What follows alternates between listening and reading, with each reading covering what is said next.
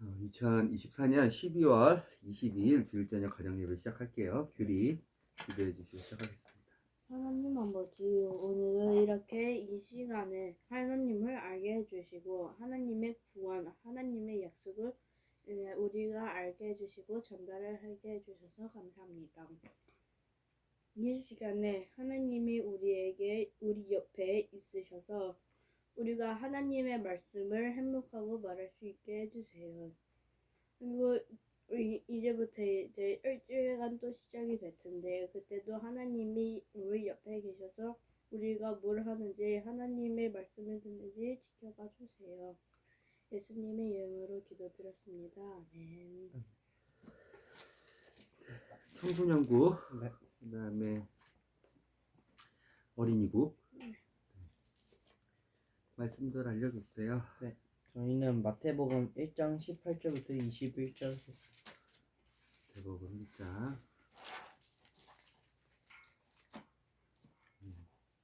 저는 마태복음 2장 9절부터 11절까지 했습니다. 2장. 오늘 2장 합시다.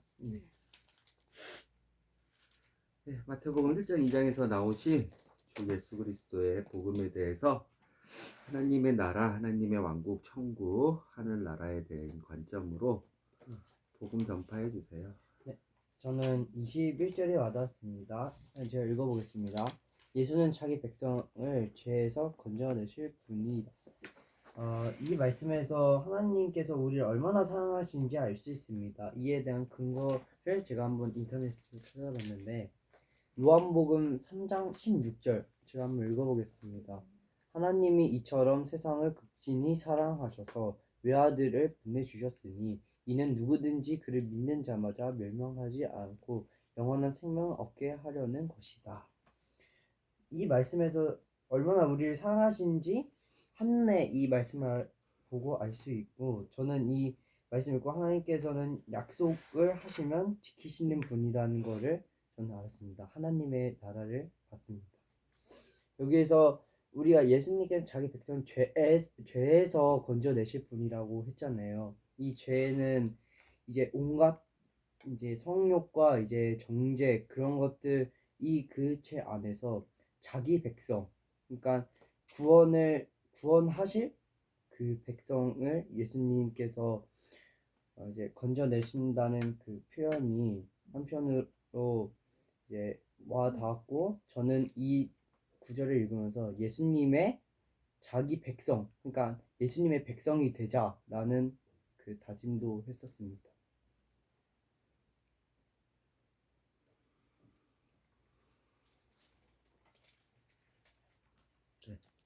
2장에 나오신 예수 그리스도에 대해서 동방 박사들이 예수님을 찾아가는 이야기거든요. 이전부터. 근데 이제 이 사람들이 동방 박사가 그냥 갑자기 생각이 났어 그냥 가야지 이게 아니라 동방 박사들이 어느 날 이상한 별을 따라가는데 그때 도착지가 예루살렘이었거든요. 그리고 나서 이제 베들레헴이었어요. 베들레헴이었어요. 그 별은 2년 이상 있었던 별이에요. 왜냐하면 헤롯 대왕이 그 별을 본 시점으로부터 2살 미만에 있는 애들을 다 죽였기 때문에 베들레헴에서 2년 이상 떠 있었던 별이에요. 그리고 동방에서 박사들이 오려면 상당히 먼 거리에서 왔죠. 이란, 이라크 쪽에서 왔을 텐데, 갈대아 우르 쪽에서, 페르시아 쪽에서. 그래서 이제 동방 박사들은 헤롯이 왕인데 헤롯에게 새로운 왕이 어딨냐고 물어본 거예요. 그래서 헤롯이 너무 불안해가지고 아빠가 방금처럼 말한 것처럼 이제 이 2살 미만에 이제 싹 다 죽였다고 아까 전에 말씀하셨잖아요. 그렇게 이제 헤롯이 불안에 떨고 있을 때 이제 동방 박사들이 어머니 마리아가 이제 출산할 때 그곳에서 봤단 말이에요.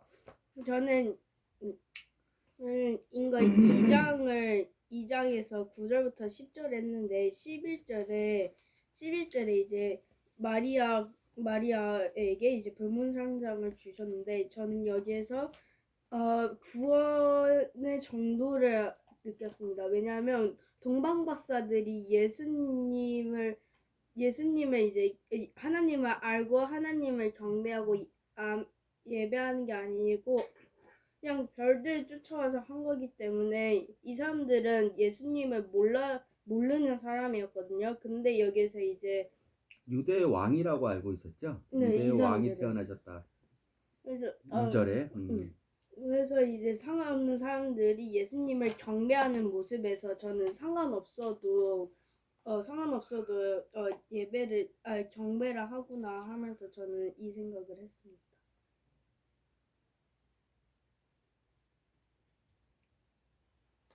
뭔 말이죠? 이 동방박사들이 예수님을 잘 모르고 그냥 새로운 왕이라고 생각을 했는데 여기서 이제 경배라는 말이 있거든요. 그래서 저는 경배를 좀 자세히 봤던 것 같아요.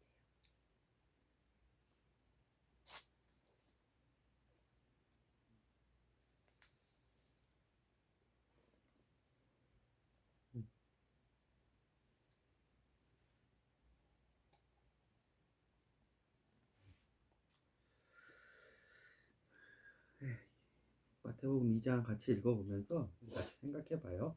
네. 오늘 형규가 얘기해 주셨던 마태복음 1장 21절의 죄에 대해서 잠깐 그러면 우리가 또 생각해보고 넘어갈까요? 네. 죄가 어디서부터 시작해요? 태어나서 죄의 원천, 사람이 짓는 죄, 아다. 그리고 죄의 종류.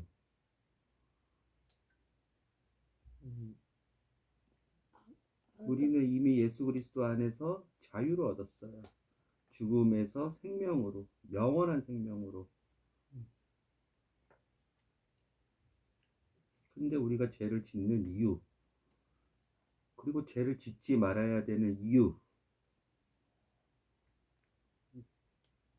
생각해 볼까요?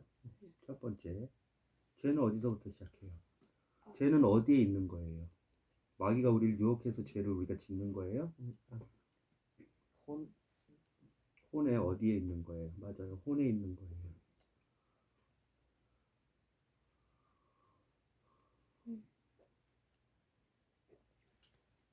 로마서 말씀 1장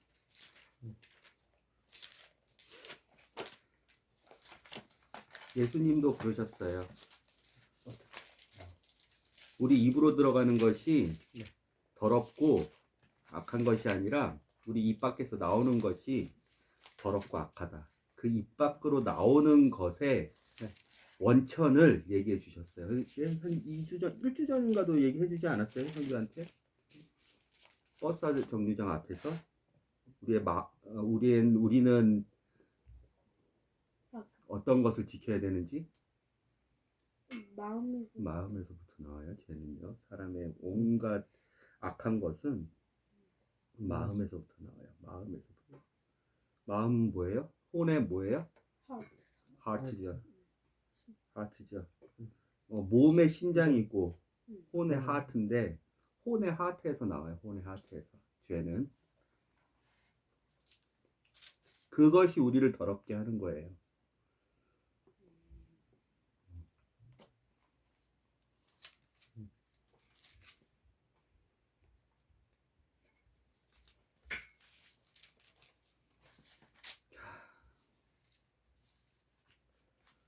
로마서 1장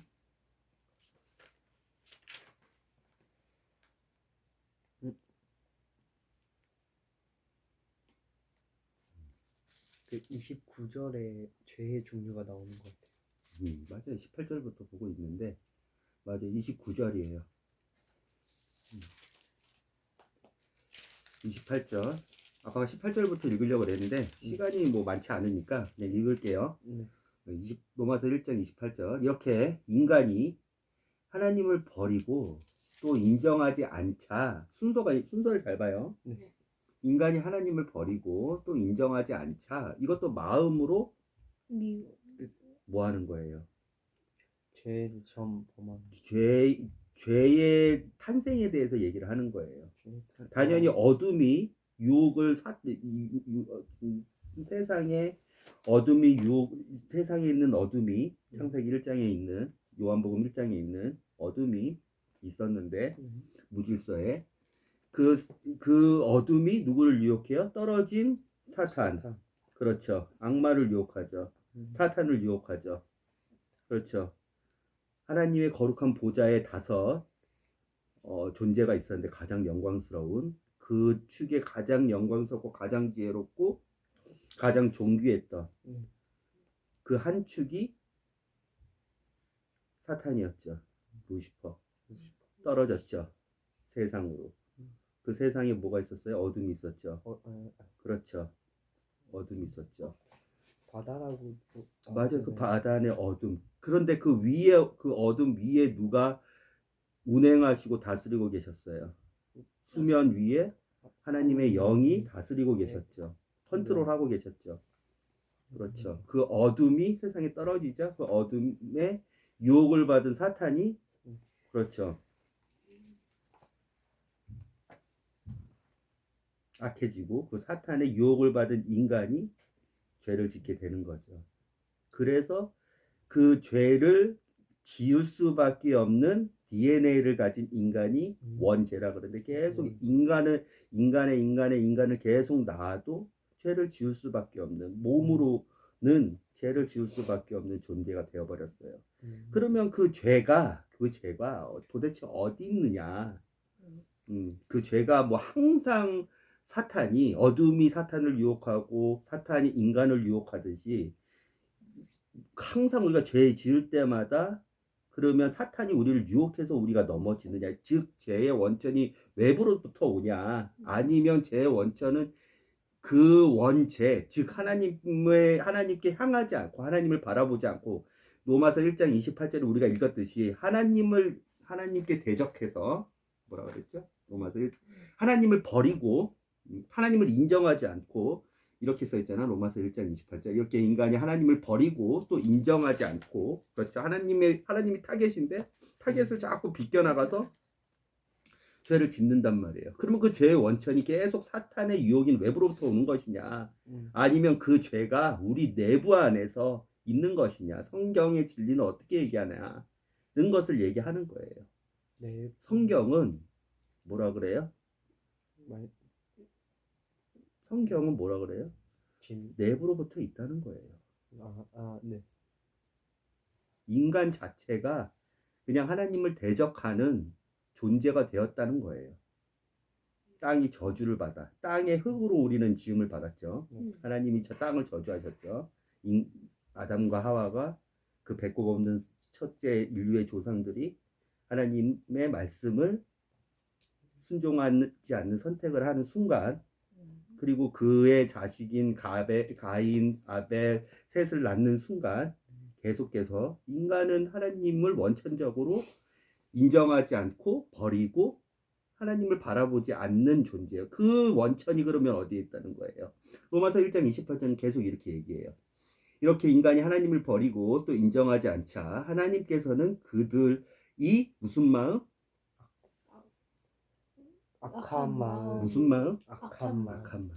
이 마음으로부터 모든 죄는 하나님을 모두 대적하려는 모든 죄는 일어나는 거예요. 그 마음으로부터 마음의 생각으로 이게 이제 하나님께서 염려하지 마라 그럴 때 우리한테 뭐라고 하냐면 no thought. thought가 뭐예요? think의 과거거든요. 염려하지 마. 생각하지 마. 네가 할 수 있는 생각 이상의 것을 하지 마. 그게 염려하지 마예요. no thought. 네가 할 수 없는 것들을 미리 생각해가지고 염려하지 마. 왜? 그 생각이 어디에 뺏기는 거예요? 마음에 뺏기는 거야. 악한 마음에 그 생각이 함몰되는 거예요. 그 악한 마음이 우리에게 있어요. 우리는 그렇게 태어났어요. 몸으로 저주를 받아 아담의 후손으로 태어나는 순간부터 하나님을 인정하지 않고 버리고 또 그 악한 마음이 모든 인간에게 네. 다 그 무엇보다 엄청난 영향력을 줄 수 있도록 그렇게 우리 존재가 그렇게 변형됐어요. 악한 마음으로 생각해낼 수 있는 모든 악한 일을 하도록 하나님이 그래서 그대로 내버려 두는 거예요. 구원하시기로 한 사람들 외에 예수 그리스도와 한 몸으로 돼 있는 사람들 외에 그대로 다 내버려 두는 거예요. 뭘 내버려 두는 거예요? 몸을 내버려 두는 거예요? 아니면 뭐 사탄을 내버려 두는 거예요? 뭘 내버려 두는 거예요? 악한 일을 하다. 일을 내버려 두는 악한 거예요? 마음. 악한 마음을 내버려 두는 거예요. 악한 마음을 계속 지을 수 있도록. 그 악한 마음의 종류가 뭐예요? 29절 형규가 읽어보세요. 네. 그래서 인간의 생활은 온갖 악과 죄에 빠져서 탐욕과 미움, 질투, 살인, 분쟁, 거짓, 빈정거림, 혼답으로 가득 차 버렸습니다. 이게 죄가 아니에요. 이거는 뭐예요? 악한 마음. 죄의 열매예요. 악한 마음의 열매예요. 우리 존재 자체는 악한 마음이 있는 존재가 본질이고 그냥 그대로 두면 그냥 그대로 죄의 아름다운 열매를 이렇게 맺도록 하는 거예요. 그거는 죄를 범해서 그냥 죄를 범한 죄를 그냥 이 죄의 맛있는 과일들을 그냥 자연스럽게 맺는 거예요. 이런 거를 맺지 않으려면 뭘 잘라야 돼요? 악한 마음을 없애야 돼요? 하나님도 그러지 않는다 그랬죠. 어둠을 만드신 이유가 뭐라 그랬어요? 기억나요? 진짜 중요한데. 사탄을 만드시고 두신 이유가 뭐라 그랬어요? 뭐 때문이에요? 아까 뭐라 그랬는데 아까 아빠가 한 단어를 썼는데 아담이 하와가 뭐를 했다 그랬죠? 죄를. 마음의 혼에 있는 자유의지로 뭐를 했다 그랬죠? 선택을 했다고요. 하나님은 우리의 선택을 로봇처럼 좌지우지하게 두지 않아요. 하나님은 뭘 하세요?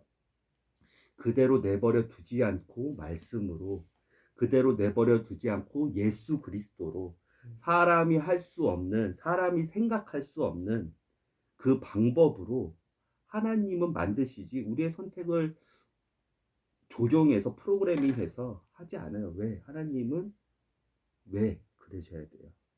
어둠을 왜? 사탄을 왜? 우리의 선택을 왜 존중하세요? 어둠과 사탄을 그대로 두시면서까지도.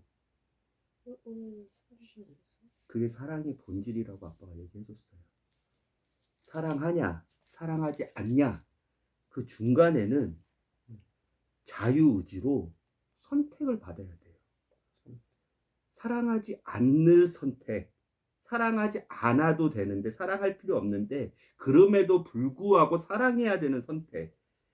그게 온전한 자유의지로 하나님이 받고 싶은 선택이기 때문에 로봇처럼 모든 악한 것, 모든 사랑스럽지 않은 것, 모든 사탄들 다 없애고 나는 오로지 100% 확률로 위험 부담 없게 사랑의 선택만 받을 거야. 내가 사랑하는 제일 귀한, 내가 제일 사랑하는 사람한테 이렇게 두지 않아요. 그래서 하나님이 어둠을, 그래서 하나님이 사탄을 그대로 두시는 거예요. 그래서 악한 마음을 그대로 두시는 거예요.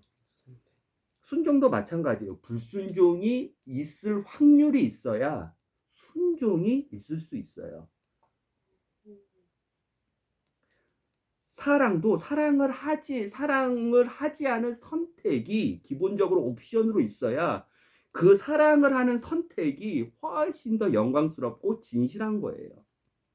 그 자유의지의 선택 때문에 하나님이 어둠을, 그 자유의지의 선택 때문에 루시퍼가 하나님을 대적하고 교만한 자가 지혜로운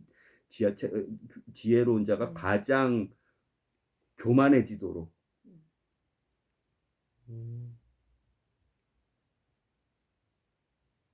두신단 말이에요.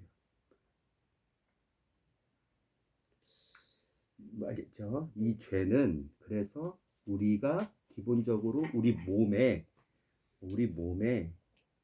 우리의 이 썩어질 몸에 그냥 기본적으로 장착돼 있는 거예요. 우리 코는 항상 선택을 하게 그 기로의 선택에 서 있어요.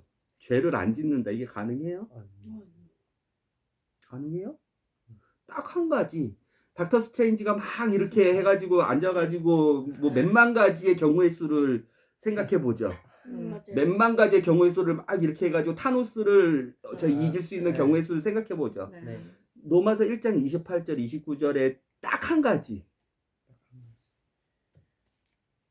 그 경우의 수가 뭐예요? 그거 경우의 수 아니구나. 사람의 어떠한 의지로도 사람의 어떠한 기본적인 마음, 악한 마음을 갖고 있는데 마음이 이미 부패해서 악한데 그래서 악한 죄의 맛있는 열매인 탐욕, 욕심 부리는 거, 미움, 질투, 살인, 죽이는 거 정신으로도 생각으로도 사람을 죽이는 거는 하나님이 살인으로 보세요. 예수님이 분재,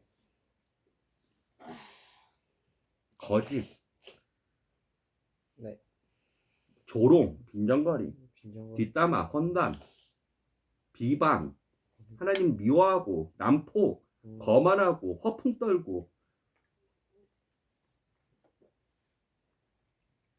부모를 순종하지 않고 사물을 일부러 선동해서 막 왜곡해서 말하고 약속을 아무렇지도 않게 여기고 동정심이라곤 누구를 자비롭게 누구를 젠틀하게 누구를 선하게 누구를 불쌍하게 여기는 마음 전혀 없고 손톱만큼도 없고 냉혹하고 냉혈하고 이런 열매를 맺는 거예요. 자연스럽게. 근데 죄를 딱 한 가지 안 질 수 있는 그 수많은 경우의 수가 뭐예요? 심판. 아니에요. 우리는 말씀대로 보고 말씀에서 나와야 돼요. 진리가. 우리의 생각으로 진리가 나올 수가 없어요. 우리의 생각, 그 생각이 가장 영향을 많이 받는 마음 이미 다 부패대로 부패되고 그냥 사탄이 원하는 대로 다 뭐 조종받을 수 있도록 이미 사탄보다 천사보다 우리는 존귀하게 지어졌는데 이미 다 뺏겼어 권세를. 그의 말에 순종하는 순간. 그러면 우리는 뭐예요? 우리의 생각대로 우리의 내피셜대로 얘기하면 안 되죠. 오직 진리는 말씀 속에서만 주의 깊게 살펴봐야 돼요. 아빠의 생각으로 사람 아빠가 이렇게 얘기하는 게 아니잖아요. 야, 아빠가 보니까 한 40몇 년 살아보니까 사람의 마음에서 죄가 나오는 것 같아. 그 죄가 우리가 또 생각이라는 걸 하는데 그 생각이 마음에서 진짜 많이 영향받는 것 같아. 이렇게 얘기하지 않잖아요. 야, 아빠가 생각해 보니까 사탄하고 어둠하고 하나님 만드셨어. 하나님 모든 것의 창조자야. 그의 선한 의도대로 다 만드셨어. 그런데 하나님은 그래서 선하신 신뿐만 아니라 악하신 신이야. 악도 만드시고 악도 제거하시지 않으시냐? 아빠 이러지 않잖아요. 네. 뭐든지 말씀에 근거해서요. 그 확률은 뭐예요? 딱 한 가지. 우리가 죄에서 구원. 그렇죠. 자유를 얻을 수 있는 거, 구원받을 수 있는 거, 죄에 더 이상 종이 되지 않는 거, 휘둘리지 않는 딱 한 가지가 뭐예요? 말씀을 봐야 돼. 아빠 얼굴 본다고 나오지 않아요. 로마서 1장 28절. 마태복음 1장 21절. 뭐예요? 그 한 가지.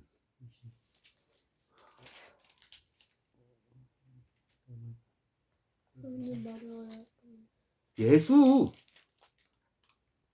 마태복음 1장 21절 버전으로 로마서 1장 28절 버전으로 그러니 마리아가 아들을 아니 로마서 1장 28절 버전으로 그렇게 하나님을 버리고 또 인정을 하나님께서는 그들이 악한 마음으로 생각해낼 수 있는 모든 악한 일을 하도록 그대로 내버려 두셨습니다. 어려우면 반대로 생각하라 그랬지 항상. 형상이나 해석이나 그때 안내. 맞아요. 그거예요. 그거밖에 없어요. 안 내버려 두신 결과가 예수인 거예요. 하나님이 안 내버려 두신 결과가 예수인 거예요. 예수라고 약속의 이름을 줬거든요. 미가엘이 마리아한테 와가지고 예수라고 하라고. 그 약속대로 요셉과 마리아가 예수라고 했어요. 그렇죠? 네. 그 예수가 하나님이 안 내버려 두시는 오직 한 가지의 유일한 확률의 해답인 거예요. 우리 사람의 생각과 지혜로는 할 수가 없어요. 하나님이 전능하신 분이기 때문에 첫 번째, 인간이 하나님을 버리고 이를 때 인간이 하나님을 안 버리기도 할 수 있어요. 첫 번째. 인간 로마서 1장 28절 아빠 계속 하고 있는 거예요. 아빠 다시 네. 읽어줄 테니까 말씀을 보세요. 이렇게 인간이 하나님을 버리고 또 인정하지 않자 하나님께서는 그들이 악한 마음으로 생각해낼 수 있는 모든 악한 일을 하도록 그대로 내버려 주셨습니다. 여기서 첫 번째, 하나님 전능하시고 전지하신 분이고 하나님은 주관자요 창조주요 하나님은 왕이시기 때문에 하나님은 인간이 하나님을 버리고 이때 하나님은 인간이 하나님을 안 버리고 할 수도 있는 분이에요. 안 그러세요. 왜? 자유의지의 선택. 그 가장 핵심인 사랑 때문에. 그리고 또 인정하지 않자. 하나님을 인정하지 않아. 인간이 하나님을 인정하게끔도 할 수 있어요. 하나님은. 근데 그렇게 하지 않으세요. 왜? 자유의지의 선택. 사랑하시. 그 핵심인 사랑의 선택을 진실로 받으시기 원하시기 때문에. 그게 가장 가치 있는 고귀한, 영원한, 제일 영광스러운 상급이자 눈물이 찔찔찔찔찔 흐르지 않게 영원토록 마르지 않는 눈물이 나올 수 있는 감정으로도, 지식으로도, 의지로도 그 무엇도 빼앗길 수 없는, 빼앗을 수 없는 것이 사랑이기 때문에 하나님도 그런 걸 느끼시거든요. 감정이 있으세요. 알잖아요. 하나님이 의지가 있으시거든요. 내가 사랑해야지. 우리가 사랑해야지 하잖아요. 인간의 의지로 할 수 있는 게 아니에요. 근데 하나님 죄악 안 지어야지 할 수 없다니까요. 무슨 죄? 탐욕, 미움. 나 탐욕, 나 욕심 안 부려야지. 나 미워하지 않아야지. 질투. 이거 하나님이 인간한테 주시는 오직 한 가지 방법이 아니에요. 예수 외에는 아무것도 이길 수 없게끔 해놨어요. 그러면서도 예수로 인해서 사랑이 흔들리지 않아. 이게 뭔 말인지 알겠어요? 어둠을 만드시고 없애지 않으시는 이유. 사탄을 만드시고 그 의롭고 그 선하시고 그 정결하시고 깨끗하신 죄는 아무것도 없으신 분이 참고 계시는 이유. 그 더러움에 대해서, 그 어둠에 대해서, 그 악함에 대해서 온갖 조롱, 미움, 살인, 분쟁, 거짓, 빈정거림, 험담, 비방, 허풍, 거만, 부모 순종하지 않는 것, 사물 왜곡, 곡해, 선동, 약속을 아무렇지도 않게 여기고 동정심, 남을 불쌍히 여기는 마음 하나도 없고 젠틀하지 않고 그거를 하나님이 그대로 두시는 그 한 가지 이유는 하나밖에 없어요. 자유의지의 선택. 인간의 혼만 갖고 있는 그 자유의지 선택의 핵심인 사랑. 냉혹하고 이거 다 죽는 일인데 하나밖에 없어요. 그대로 내버려 두시지 않는 그렇게밖에 안 하세요. 하나님 악한 마음 하나님이 없앨 수 있거든요. 인간 그렇게 두시지 않으세요. 악한 마음으로 생각해낼 수 있는 여러 가지 악한 일들, 계획들 시편에 나오는 오만한 자리 그 다음에 잠언에 나오는 사람을 가만히 기다려가지고 우리가 저 사람을 죽이고 우리가 다 그 사람 거 다 가져가자 하는 그런 악한 지혜들 하나님 다 없애버릴 수 있거든요. 그렇게 두지 않으신다니까. 오직 하나님이 하시는 거는 모든 악한 일을 하대로 그대로 내버려 두지 않는 일. 그게 뭐라고요? 한 단어로? 마태복음 1장 21절에 그게 한 단어로 뭐라고요? 예수라고요. 예수. 죄에서 자유를 얻을 수 있는 죽음에서 생명을 얻을 수 있는 딱 한 가지 약속에 기반한 그 예수라고요. 하나님의 오직 한 선택을. 그 예수만이 왜 그런 줄 알죠? 자유의지의 선택의 핵심인 사랑의 선택에 충돌나지가 않아요. 다른 건 다 충돌 나거든요. 뭔지 알겠죠? 예를 들어 하나님을 버리는데 버리지 않도록 하려고 그러면 사람의 자유의지 싹 다 없애버려야 돼. 이해돼요? 예를 들어 하나님을 인정하지 않는데 하나님을 그냥 인정하게끔 하려면 사람의 자유의지 선택할 수 있는 옵션 사항들 다 빼야 돼. 하나님의 창조 목적이 아니에요. 그거는 사람을 가장 존귀하게 하시고 그와 영원토록 기뻐하시면서 영원토록 다스리려고 하는, 그와 결혼하고 그에게 하나님이 지으신 모든 만물에 충만하신 그분, 그리고 그 만물 위에 계신 분이 그와 같은 존재로 그 만물들을 모두 다 주시고 그 땅을 모두 다 통치하시려고, 혼자 통치하실 수 있거든요. 네. 그런데 하나님 너무 사랑꾼이라서 그렇게 하지 않으세요.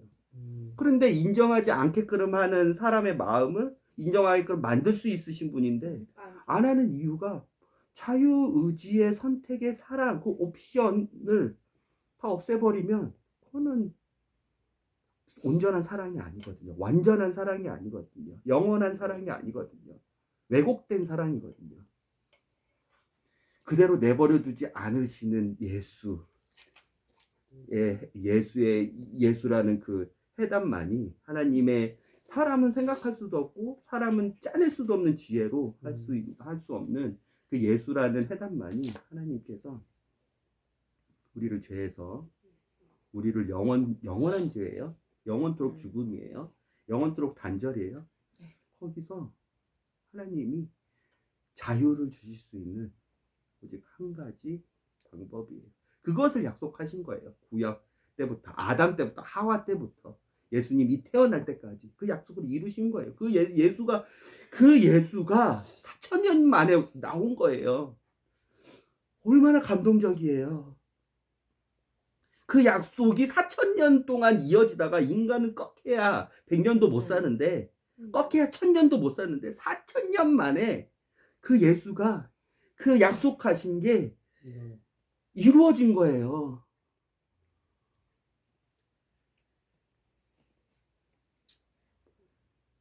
그럼 마태복음 1장하고 2장의 감동이 달라져요.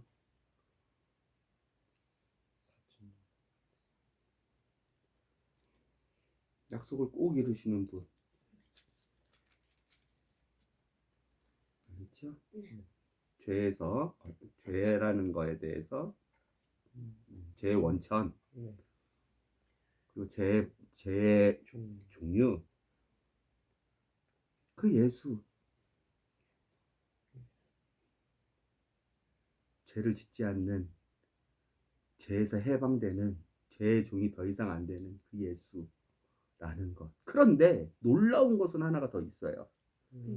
예수를 선택하는 순간 로마서 1장 28절에 모든 동사들이 다 반대로 돼요. 반대로 읽어보세요. 이렇게 하나님이 인정을 버리고 또 인정하지.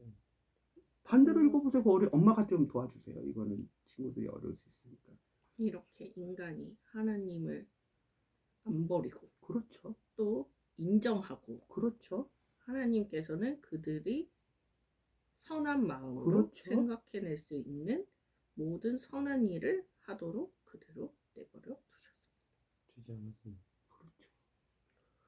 예수는 반전의 카드예요. 그렇게 뭔 말인지 되는 거지. 알겠어요? 그 예수를 우리가 알고, 그 예수를 하나님의 약속에 의해서 그 예수의 이름을 부르고 그 예수만이 오직 하나님의 내버려 두시지 않는 반전의 최고의 카드입니다. 그것은 어떠한 것도 충돌나지 않았습니다. 하나님의 진리 안에서 하는 순간 이게 반대로 돼버린다니까요. 그러면 무슨 놀라운 일이 있냐면, 실제적으로 그게 우리가 그냥 몸이 썩어지고 우리의 하나님이 주신 수명이 다 죽고 나서 예수를 랩처 돼가지고 예수를 우리의 그 어린 양의 혼인잔치를 해서 우리의 신랑으로 만난, 하늘에서 공중으로 끌어올려져 가지고 만나기 전에 이 땅 가운데서부터 시작돼요. 이 땅 가운데서부터 요한일서도 그렇고 베드로전서도 그렇고 바울의 가르침도 그렇고 예수님의 말씀도 그렇고, 하나님의 말씀으로 하늘에서 성령으로 태어난 사람은 죄를 지을 수가 없다고 해요. 하나님이. 이걸 저는 믿거든요. 하나님의 진리의 말씀은 요한일서 2장, 3장, 5장 계속 얘기해요. 죄를 지을 수가 없대요.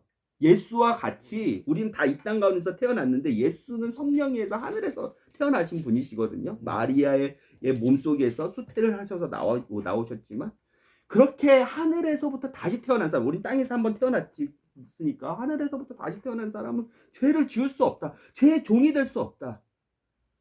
죄에서 완전 자유다. 그게 우리 죽고 그냥 우리가 예수 그리스도와 같은 몸으로 부활받고 우리 변해가지고 시간과 공간을 초월하고 하나님이 주신 모든 상소 모든 땅을 다 다스릴 권한 예수와 같은 영광의 면류관 생명의 면류관 의의 면류관 해와 달과 그 빛처럼 우리가 그렇게 빛날 거거든요. 각자의 하나님이 주신 그 순종대로 그 믿음의 순종대로 우리가 상급을 받는 대로 각각의 상급은 다 달라요. 각각의 땅의 통치들은 다 다른데 그 상급대로 다 빛이 달라요. 사람들이. 그게 우리 죽고 나서 죄에서 그때 자유를 얻는 게 아니라 이 땅 가운데서 자유를 얻는 거예요. 근데 그게 진짜 놀라운 거예요. 어떻게? 어떻게 돼요? 무슨 일이 일어난 거예요? 예수를 인정하는 순간. 악한 마음을 하나님이 없애지 않으신다니까요. 그때 어떤 일이 일어나는 거예요? 예수를 인정하는 순간 하나님을 인정하지 않는 우리의 본성 자체, 진노의 자식, 마귀의 새끼, 마귀의 자손이 누구냐고 예수님이 물어보셨잖아요. 바리새인과 사두개인들한테. 마귀의 자식들이 누구냐고. 너희라고. 거짓말하는 너희라고. 우리 그것을 하나님이 없애지 않는다니까요. 이 세상 끝까지, 천년왕국 전까지. 근데 우리에게 무슨 일이 일어나는 거예요? 왜 우리는 이 땅 가운데서 죄를 지울 수도 없는 사람들로 계속 변해갈 수 있는 거예요?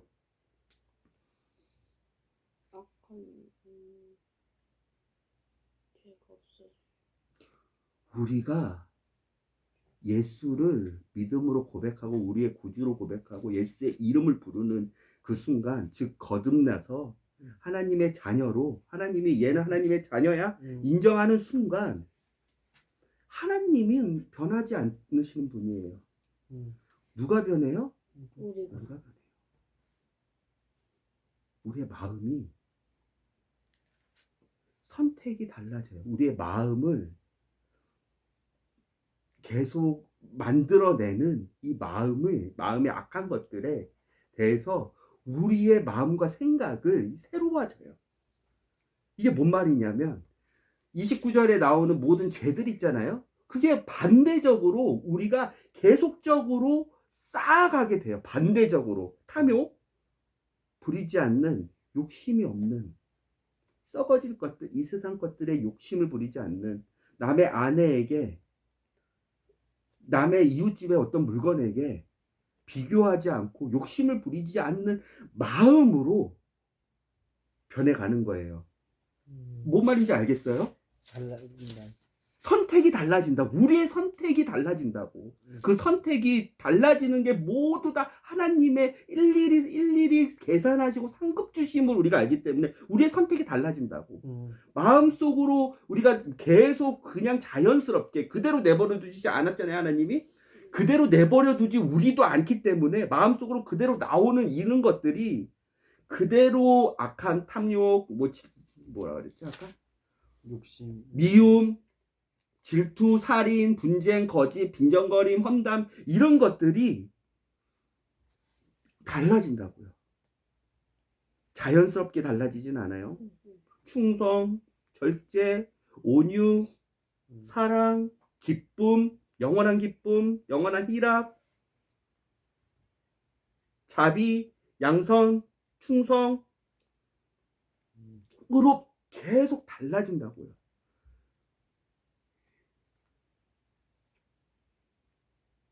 이게 중요한 거예요. 이해가 좀 될까요? 예수라는 그거 하나 때문에 그대로 내버려 두시지 않은 하나님의 해결책 그거 하나 제대로 로마서 1장 28절 29절 묵상해서 하나님의 반전을 우리가 볼 수 있는 거라고요.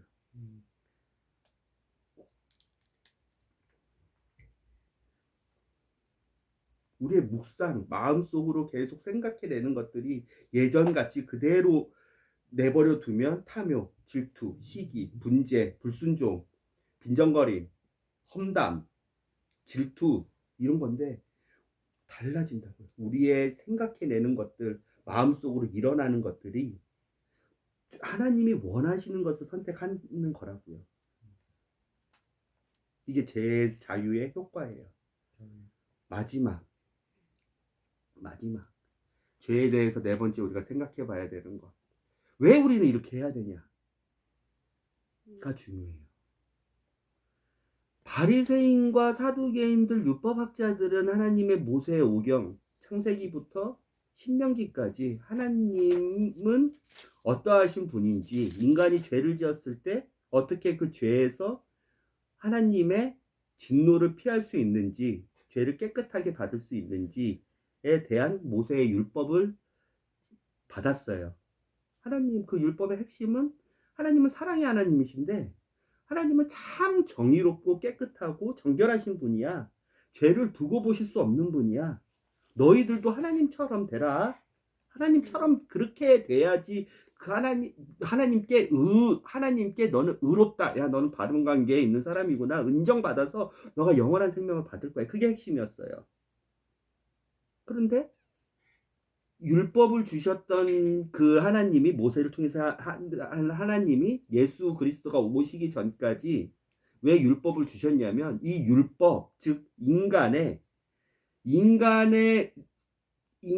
의지나 인간의 노력이나 인간의 능력으로는 이 율법을 지킬 수 없다는 것을 깨닫게 하기 위해서, 내가 하나님처럼 어떤 하나님과 같은 그런 방향으로 내가 나아가고 노력하고 할지라도 나는 하나님과 같은, 하나님이 인정할 수 있는 그 의를 난 도달할 수 없는 사람이다라는 것을 알게 해주기 위해서 그 율법을 주셨어요. 즉 이거는 뭐냐면 반대로 얘기하면 오늘 로마서 1장 28절, 마태복음 1장 21절, 죄에서 건져내신다, 그 표현을 이해하면, 인간은 죄를 지을 수밖에 없는 존재라는 거예요. 인간은 자기 힘으로 죄에서 탈출할 수 없는 존재라는 거예요. 즉 뭐예요?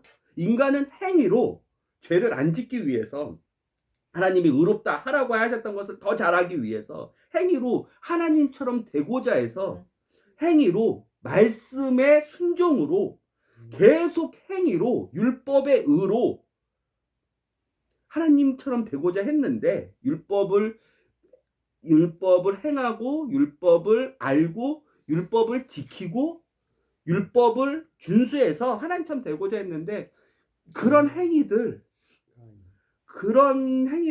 아무 의미가 없다는 거예요. 그게 우리가 어저께인가 지난주인가 지지난주에 얘기했던 뭐예요? 어디 위에 지은 집이에요? 그거 하나님의 반석. 예수가 하나님의 반석이지.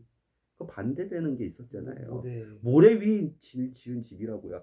태풍과 폭풍우가 비가 몰이치면 없어진다고요. 그런 인간이 추구하는 율법의 의로서는 죄에서 자유를 얻을 수가 없다고요. 근데 크리스천이, 예수님도 그렇고, 이게 진짜 중요한 거예요. 우린 죄에서 자유를 얻었잖아요. 네. 예수를 통해서, 율법이 아니라 하나님이 내버려 두시지 않은 오직 한 그 옵션을 통해서 얻었잖아요. 그러면 우리의 행위가 중요해져요. 우리의 그 믿음의 행위인 순종이 중요해져요. 그 전에 율법학자들이 하나님의 말씀을 순종했던 거, 그 다 의미 없는 거예요. 부질 없는 거예요. 왜? 그 순종, 그 행위들은 뭐를 목표로 가는 거예요? 엄마, 그 행위하고 그 순종은 뭐를 목표로 하는 거예요? 보여주기식이에요. 맞아요. 뭐를 목표로 하냐면 하나님처럼 되고자 하는 것을 목표로 가는 거였어요. 그 믿음이라고 포장되어 있는 위선적인 그 믿음의 행위들, 말씀을 순종하는 행위들, 모든 그 말씀의 순종의 행위들이 다 하나님처럼 내가 한번 하나님이 알려주신 그 의를 내가 지켜서, 그 율법을 내가 지켜서 하나님처럼 돼서 하나님께 인정받아서 내가 하나님처럼 영원한 사람이 돼보자 하는 하나님을 목표로 하는 거예요. 그런데 죄에서 자유하는 사람은 믿음의 행위가 그때부터는 훨씬 더 중요하거든요. 왜냐하면 그것은 어디 위에 지은 집이에요? 반석인 예수 그리스도 위에 지은 영원한 성전, 집이에요. 집이에요. 행위라 그랬잖아요. 예수님이 행하는 사람이라 그랬잖아요. 예수님이 행함을 얼마나 중요하게 여기셨는지 몰라요. 율법의 행함부터, 율법의 완성의 행함부터, 예수님이 주신 율법이다. 계명의 행함부터, 제자들이 행해야 되는 것부터, 그 행위가 너무너무 중요해지기 시작해요. 이 행위는 영원한 행위예요. 근데 그 행위의 목표가 뭐예요?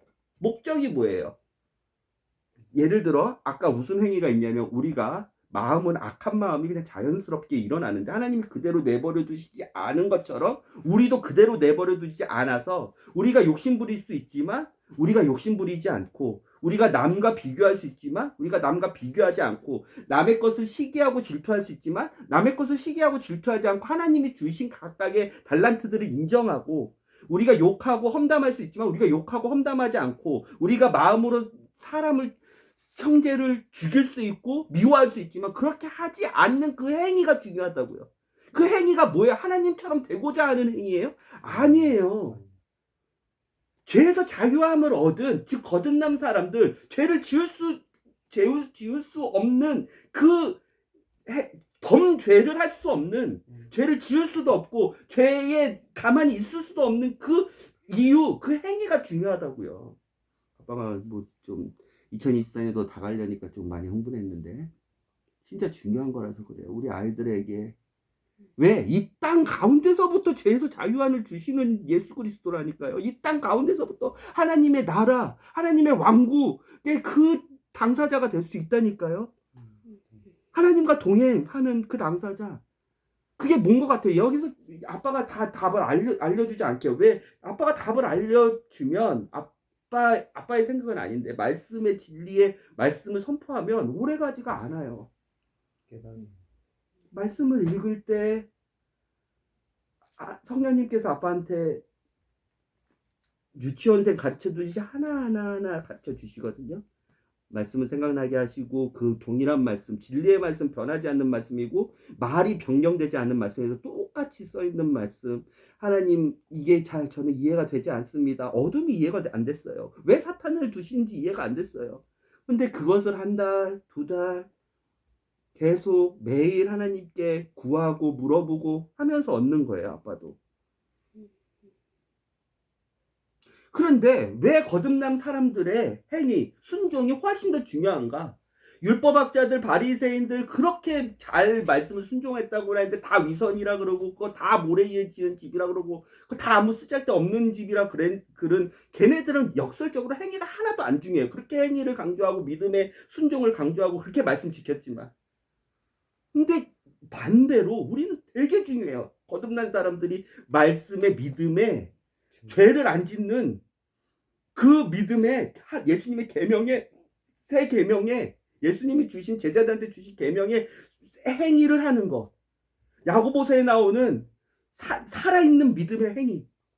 그게 거듭난 사람일 때부터가 이제 더 중요해지는 거예요. 그건 영원한 거기 때문에. 왜 그런 거예요? 뭐예요? 예수님 말하셨잖아요. 그때 행하는 자는 반석 위에 자기 집을 지을 건데, 산상수훈 마태복음 7장에서 그때 뭐라 그러셨어요? 그 집을 뭐 한다 그랬어요? 무너지지 않는다. 이게 뭐예요? 그때도 얘기했어요, 아빠가.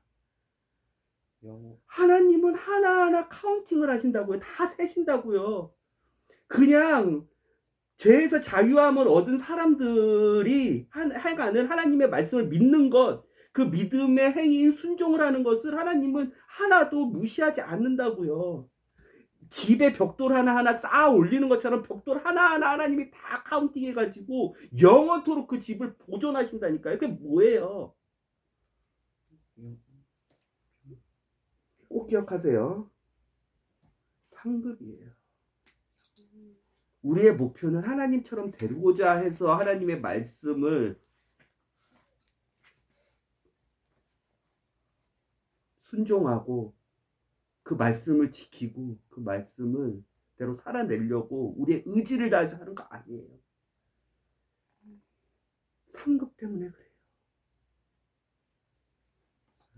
우리의 모든 거듭난 이후에 그 믿음, 그 믿음의 행위, 그 말씀을 믿는 그 말씀의 믿음의 행위로 하는 순종, 그 행함들 하나하나가 벽돌이 돼서 하나님이 내가 쌓지 않는 벽돌까지 더하셔서 하나님은 상급을 주세요. 내가 5달란트의 벽돌밖에 없는데 10달란트의 상급을 주세요.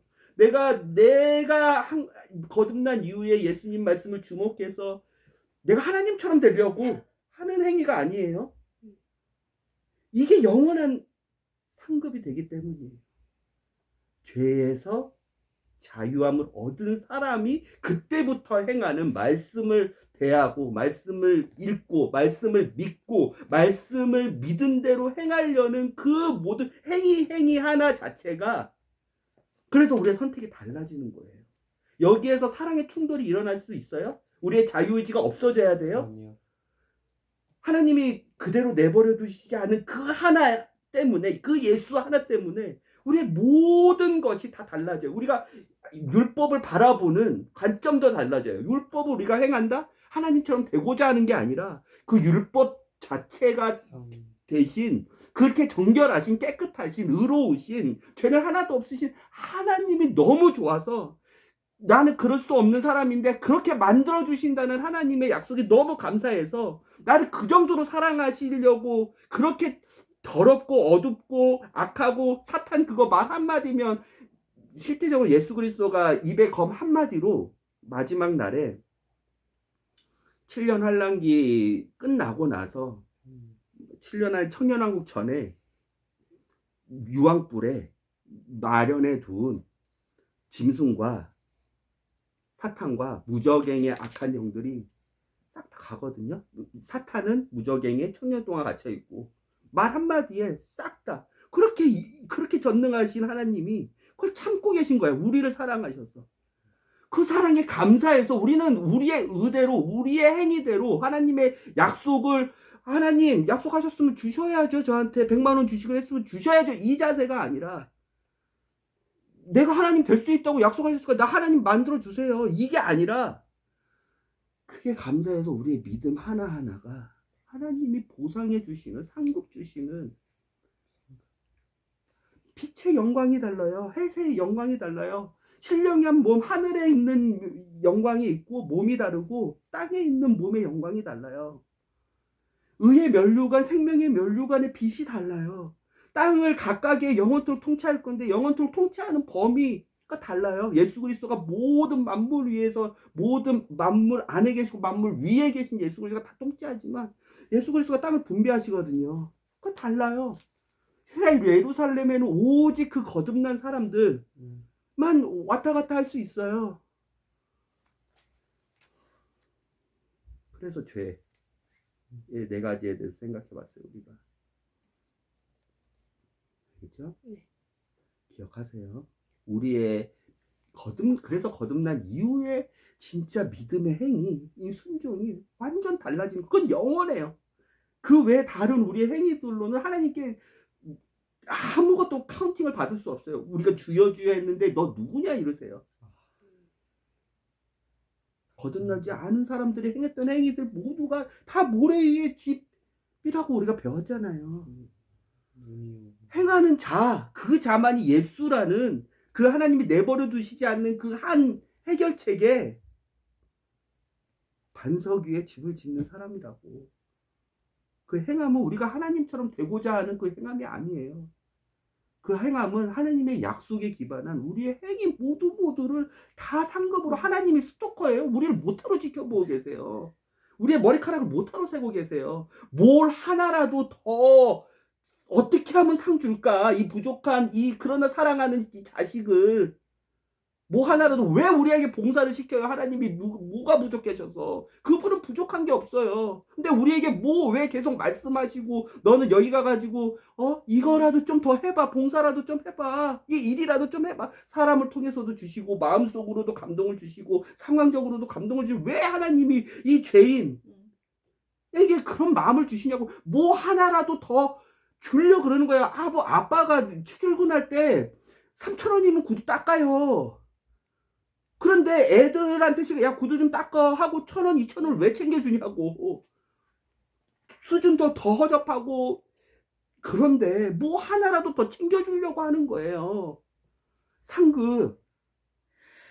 봉사하는 목적, 야, 너 속회장 한번 해봐. 너 순장 한번 해봐. 너 다락방에 저거 리더 한번 해봐. 너 교사 한번 해봐. 뭐 하는 뭐가 부족해서 뭐 하나라도 더 주려 그러는 거예요. 이 땅 가운데 심지 않으면 저 영원한 세상에는 거둘 게 없으니까 심은 대로 거두게 하시는 게 예수 그리스도의 진리니까 뭐 하나라도 더 심어봐. 내가 더 큰 상급으로 더 큰 기쁨으로 보상해 줄게. 그건 영원한 거야. 목표 자체가 달라요. 믿음의 행위인 순종을 하는 목표 자체가 율법을 지켜는 말씀을 바라보는 그 자체가 달라져요. 죄 하나 때문에 우리가 이렇게 막 생각해 왔어요. 말씀을 보세요. 말씀을 가르치세요. 좋은 가정을 이루세요. 예수 그리스도의 진리대로 사세요. 영원토록 그분의 말씀을 즐거워하고 그 말씀을 행하세요. 상급 때문에 행하세요. 그리스도의 심판석에서 그분이 영원토록 기쁘는 상급을 주실 거예요. 알겠죠? 네. 마태복음 2장 우리가 읽고 뭐 한두 가지 생각해보고 시간 없으면 마무리하겠습니다. 이거요. 예수께서 유대 베들레헴에서 태어나셨을 때는 헤롯의 통치 시기였다. 그때 동방에서 박사들이 예루살렘에 찾아와서 물었다. 유대인의 왕으로 탄생하신 분이 어디 계십니까? 우리는 먼 동방에서 그분의 별을 보고 그분에게 경배드리러 왔습니다. 헤롯 왕은 이 말을 듣고 매우 불안해했으며 온 예루살렘 사람들도 이 소문을 듣고 술렁거렸다. 헤롯 왕은 제사장들과 율법학자들을 다 불러 모아 놓고 물었다. 예언자들은 메시아가 어디서 탄생한다고 하였는가? 그들이 대답하였다. 유대 베들레헴입니다. 예언자 미가가 이렇게 기록해 놓았습니다. 그러나 너 베들레헴 에브라다야, 너는 비록 유다 족속의 작은 마을이지만 이스라엘의 통치자가 될 나의 사람이 내게서 나올 것이다. 헤롯은 은밀히 박사들을 불러서 별이 언제 나타났었는가를 물은 뒤에 이렇게 말하였다. 베들레헴으로 가서 아기를 찾아보시오. 그리고 아기를 찾아내거든 내게 알려주시오. 나도 가서 경배하겠소. 박사들은 왕을 만난 뒤에 곧 길을 떠났다.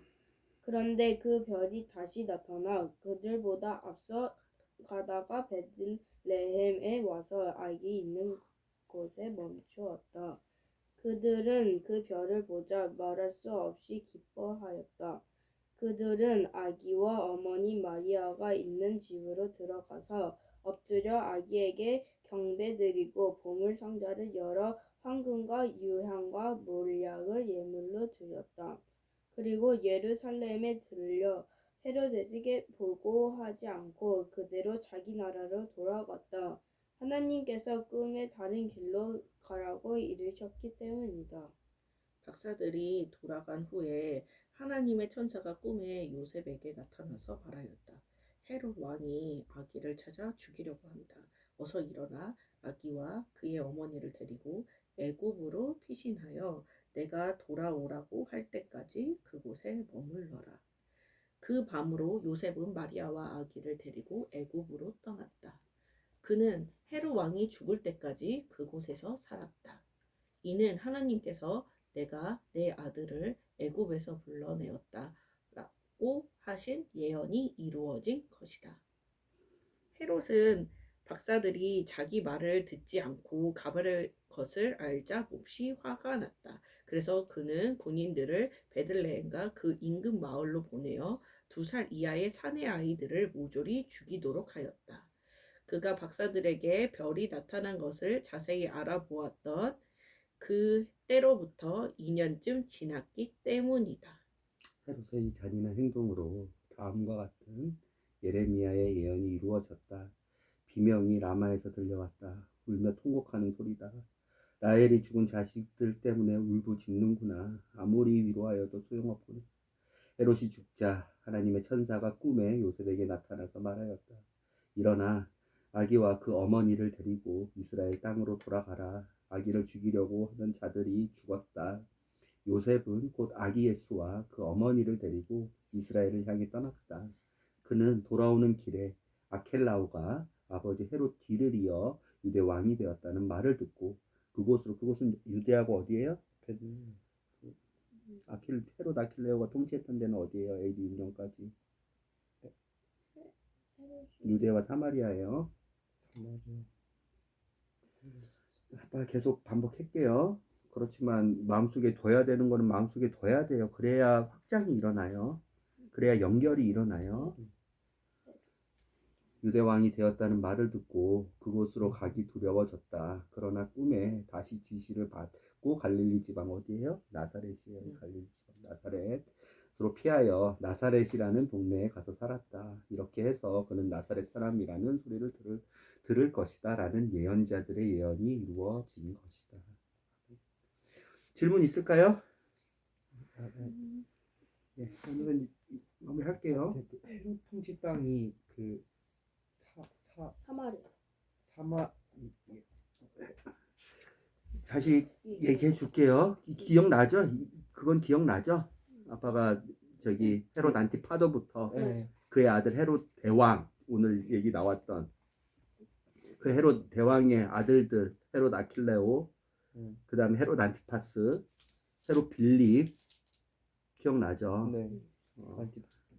그 통치 범위는 헤롯 아킬레오는 AD 6년까지 통치를 했었고 그 이후에는 AD 26년에 본디오 빌라도가 총독으로 오기 전까지 로마 총독이 다스렸다 그랬잖아요. 어딜 유대와 사마리아 지방을. 헤롯 안티파스는 갈릴리 지역과 그렇죠. 오늘 지도 보이죠? 네. 그다음에 그 옆에 요동강 동쪽에 있는 베레아 지방의 분봉 왕이라고 누가복음 3장에서 알려줬잖아요. 그렇죠? 헤롯 빌립은 그 베레아 위에 데가볼리가 있고 데가볼리는 통치하지 않았다 그랬잖아요. 유대나 에돔 사람이 로마 사람이 왕을 둬서 그 위에 이두레와 드라고니 지방에 베세다하고 오늘 저기 보이죠?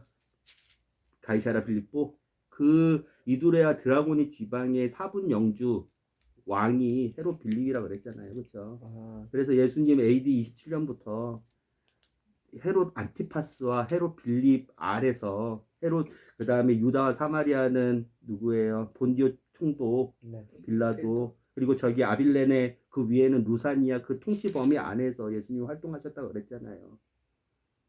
그렇죠?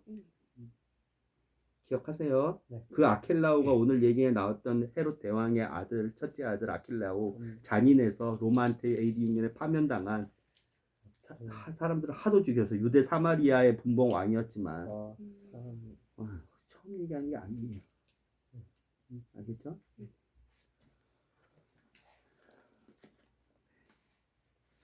반복해야 돼요. 그래야 머릿속에 기억이 남고 이거를 예수님의 복음을 전파해야 되잖아요. 우리 영원토록. 그렇죠? 기도할게요. 그대로 내버려 두시지 않은 하나님의 그 은혜 그 어떤 진리도 하나님이 하셨던 그 말씀도 아무런 충동이 나지 않는 사람이 생각할 수 없는 지식과 지혜로 우리의 생각과 차원이 다른 깊이가 다르고 높이가 다른 하나님의 그 한 해결체이신 그 약속의 당사자이신 하나님의 아들 예수 그리스도 그분이 오심으로써 그분을 따르고 믿는 자들의 모든 것이 달라졌습니다. 죄에서 자유함을 얻었습니다. 율법에서 자유함을 얻었습니다. 죽음에서 자유함을 얻었습니다. 더욱 놀라운 것은 우리의 썩어질 몸, 이 몸의 정욕과 사욕에 그리고 악한 마음과 생각에 휘둘리는 천박한 인간이 된 마귀의 죄의 종이 된 마귀의 종이 된 마귀의 자식이 된 우리가 지금 마귀가 통치하고 세상의 주권을 다 잡고 있는 사탄이 통치하는 이 어둠의 세상 가운데 이곳부터, 이 어둠에서부터 예수의 빛을 비칠 수 있다는 것입니다. 어둠에서의 자유를, 죄에서의 자유를, 죽음에서의 자유를 반전시켜 예수 그리스도의 빛으로, 예수 그리스도의 생명으로, 예수 그리스도의 영광으로 이 땅 가운데, 이 세상의 어둠 가운데서부터 반전을 일으킬 수 있다는 것입니다. 그래서 하나님의 말씀을 믿는 그 믿음, 그 믿음의 행위인 순종, 그것에 대한 목적이 달라졌습니다. 우리를 그렇게까지 예수 그리스도의 빛 안으로, 예수 그리스도 안으로 이 땅 가운데서부터 생명의, 영원한 생명의 그 영광을 시작하신 하나님의 지혜를 찬양하며 예수 그리스도 오신 이 시간 2024년 12월을 찬양하며 우리의 가정 예배를 이렇게 마무리하게 해주심을 감사드립니다. 예수님의 이름으로 기도드렸습니다. 네.